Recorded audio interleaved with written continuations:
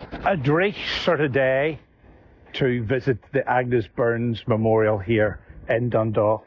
But what better day? Agnes Burns, or Agnes Galt, was the eldest sister of Scottish poet Robert Burns. She was born in 1762 in South Ayrshire. At the advanced age of 42, late for the times in which she lived, she married William Galt, who had worked for her brother Gilbert at Dineen Farm.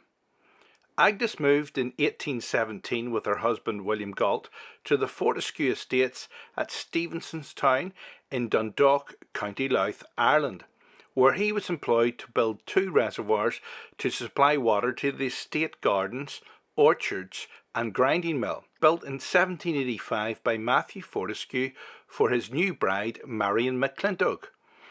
There is a story to be told about this place too, as the butler murdered the maid, a former lover, in 1902 after he discovered she had been involved with a footman while the butler was away in England.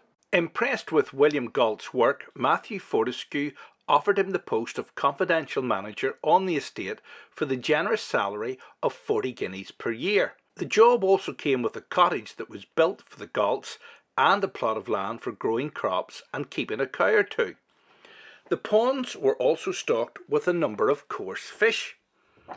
Buying the best farm equipment and planting 53,000 trees brought the Fortescue estate an accolade as being one of the best farms in the entire British Isles by 1847. The estate was sold by the Fortescues in 1974 and was a ruin by the late 1980s.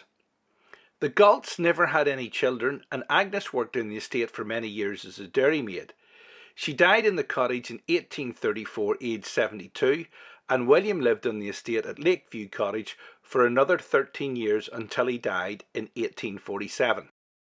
The couple are buried in St Nicholas's, Dundalk, Church of Ireland Cemetery, where a monument was erected by admirers of Robert Burns. It reads, as a tribute to the genius of Robert Burns, the National Bard of Scotland, and in respect for the memory of his eldest sister Agnes, whose mortal remains are deposited in this churchyard, erected by the contributions of the poet's numerous admirers in Dundalk and its vicinity, 25th of January 1839. Time but the impression stronger makes, as streams their channels deeper were.